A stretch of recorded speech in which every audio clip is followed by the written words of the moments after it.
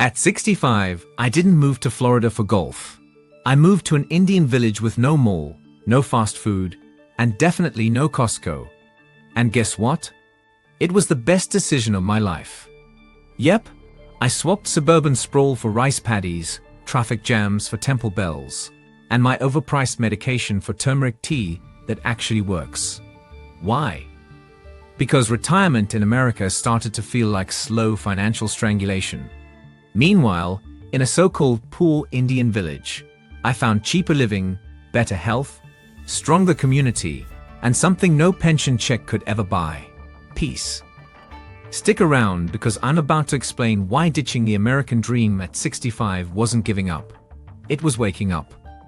But before we dive in, if you're new here, hit the subscribe button and leave a comment. I subscribe. And I'll personally welcome you into the family. With that said, let's get started.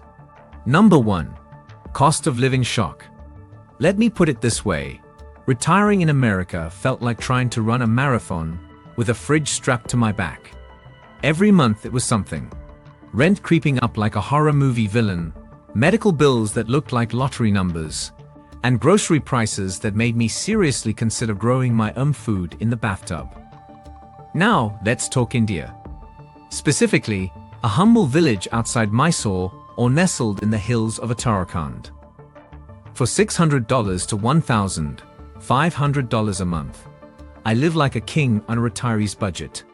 I'm not talking about scraping by.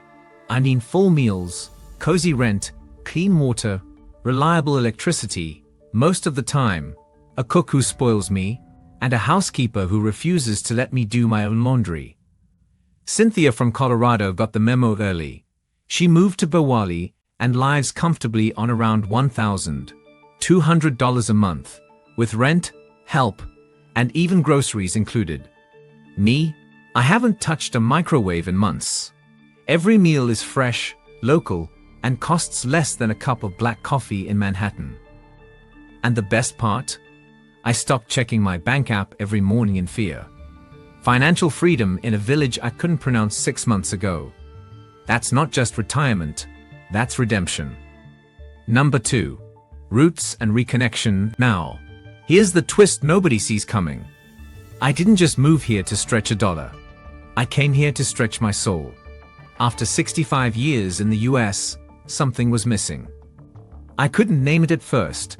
Just this low hum of emptiness underneath the convenience and the Costco runs. India gave it a name: belonging. I'm not even originally from here, but somehow it felt like coming home. For many NRIs, non-resident Indians, it really is homecoming. They return to the smell of childhood kitchens, the rhythm of Diwali firecrackers, and a culture where elders are celebrated, not sidelined. In the village, I'm not invisible. People know my name. They ask how I'm doing, and actually wait for the answer. Community isn't just a buzzword here. It's the old man offering mangoes from his farm, the neighbor bringing chai during monsoon rains, the kids waving like you're a rock star every morning. In the US, I was another retiree trying not to be a burden. In India, I'm uncle. I'm part of something. Number 3. Holistic health and well-being. Here's the deal. I came to India for a cheaper life. But I stay because I feel better than I have in 20 years. No exaggeration. You know that constant, low-grade anxiety in the US? The one that builds up from traffic, bills, noise, screens, alarms, deadlines, all of it? It evaporated within weeks of moving here. In the village, life syncs with the sun, not a smartwatch. I wake up to roosters instead of robocalls. Fresh air isn't something you pay for. It's just what you breathe.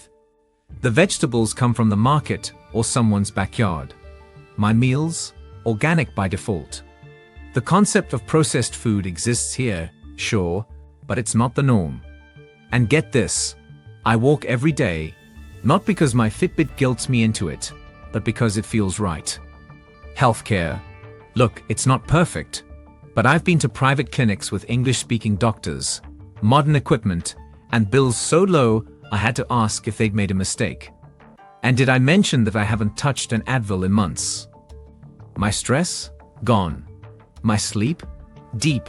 My peace of mind? Off the charts.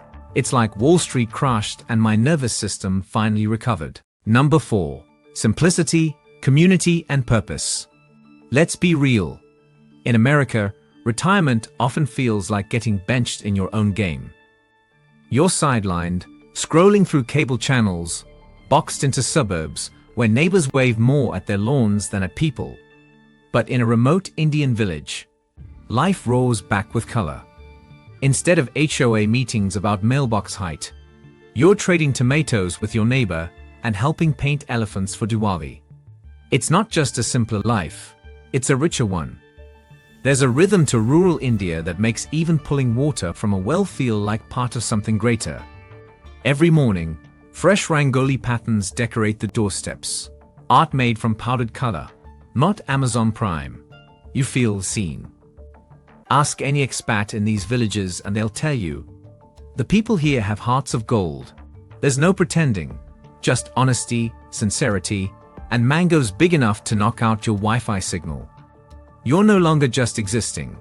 You're living with intention with the sun, the soil, and a society that still reveres elders like walking encyclopedias. Gone are the sterile routines of Western life. You're planting seeds, both literal and metaphorical, that blossom into deep connections, heartful conversations, and spontaneous chai invites that somehow last 3 hours. Number 5. Challenges and trade-offs. Okay, let's not sugarcoat this like jalebi. Yes, village life has a pulse, a soul, a sense of purpose, but it's not without potholes. Literally. Sometimes the roads vanish after a monsoon like a magic trick nobody wanted. One day you're walking to the temple, the next, you're wading like a confused duck in ankle-deep rainwater wondering where your flip-flops went. Power outages? Oh, they will happen. And sometimes, the closest pharmacy is a 40-minute scooter ride away, if the scooter starts. There's no 2 a.m. Target run or DoorDash delivering vegan tacos in biodegradable packaging. Culture shock. Yeah, it hits.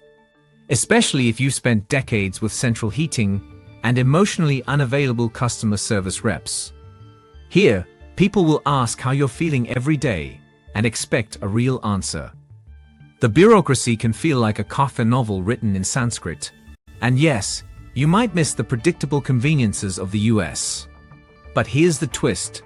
Most retirees report that after a few months, they start to laugh at the chaos. They adapt. They evolve.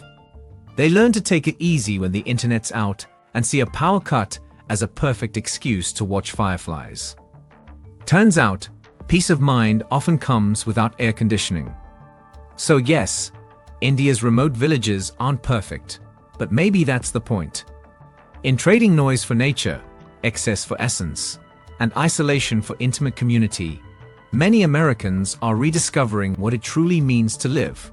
It's not always easy, but the rewards, peace, purpose, and belonging are worth the learning curve.